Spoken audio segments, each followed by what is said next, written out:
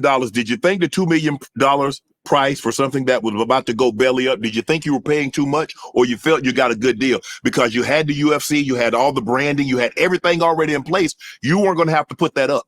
In hindsight, yes, it was an amazing deal. But when you really think about what we bought those 3 letters and an old wooden octagon. Yep. And realistically, even those 3 letters hadn't been protected the way that they should have been. Right.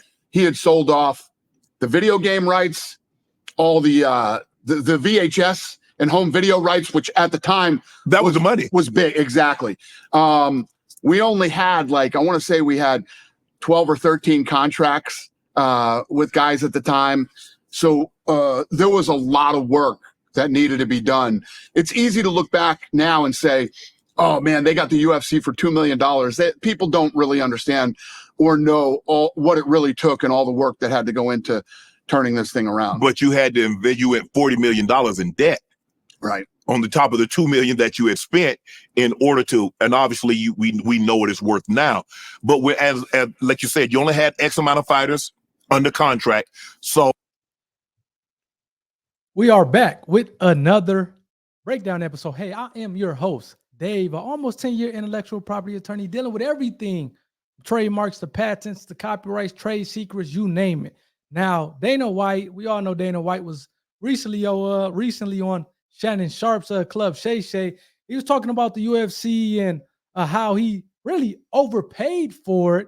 He talked about, hey, we paid $2 million, and what he said for the 3 letters, what he's talking about is, hey, we paid $3 million for the trademark.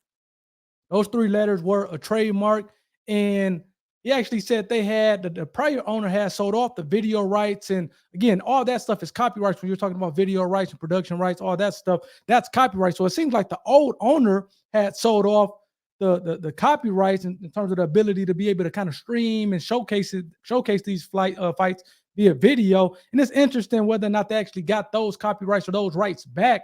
He didn't talk about it in this interview, but he talked about, again, $2 million, which he kind of believed in hindsight that he actually overpaid for because there was a lot of work to be done. But again, obviously we know what he has turned it into today. It has turned into really a sport, an organization, a company worth over $11 billion with the B. So we know what he did. And I guess my whole ploy to you guys is he did that off of intellectual property. And I'm going to show you guys some of the intellectual property that the UFC has protected, which helped them to get to that $11 billion valuation. So that's the first thing that they did was the trademarks. And as you can see here, just go on the test site, TESS. That is where all the at least the United States trademarks exist. You type that in Google, and then it'll kind of pull you to this screen. You can type in whatever word that you want to look up. You see I'm typing in the UFC, which is a Ultimate Fighting Championship. And I mean, again, Zuffa LLC, obviously that's the Furtado brothers I think he was talking about in the video, who actually owns the UFC along with Dana White. Or I think they just recently sold at least a large share of it, if not everything. But again, you can see all the trademarks that they have, man, on credit cards, keychains. Let's go down here, cassette tapes, earbuds, earphones, cryptocurrency trading services. Again, man, they have a ton of trademarks, over 100 trademarks actually on the UFC in different classes, digital trading cards, posters, a video on demand and pay-per-view television. So again, they just have a ton of trademarks on this thing. Like I said, over 100. So that's one form of intellectual property that Dana White and the Furtado brothers have used to kind of bolster their valuation. Let's go to the next form of intellectual property. Again, my whole ploy to you guys is, hey man, this IP is extremely valuable. And you're talking about building a company and protecting the rights of the company. This is a design trademark for what? A clock display. So we all know that. You can see here the octagon, and apparently it looks like they're protecting the design, the ornamental feature of this clock display that's shown at these different portions. Now, really, everything in the dotted lines that you see here or the dash lines is unprotected, but you see here this solid line is the clock display, and you know it seems like it's positioned around a ring. So again, that's another form of intellectual property. Again, this is a design patent which you can see here again is owned by the Zuffa LLC, the same company that we just saw owning the actual trademarks. And again, this is good for a term of 15 years. They filed it in 2020. Seems like they have a decent amount of time on, and they're going to continue to, as we see with other patents that they have on, they're going to continue to, as time goes on, protect different, come up with different things and protect different forms of intellectual property, whether it be trademarks or patents. Here you see here, you have a fighting glove that's again owned by Zuffa LLC. And again, this is so we're talking about intellectual property. You see that they own different type of fighting gloves they have patents on, and we all know that patents, at least the utility patent here is good for 20 years. The design patent is good for 15 years. So again, hopefully that they got those rights back to the copyrights or the video rights back to it, which I'm assuming that they did.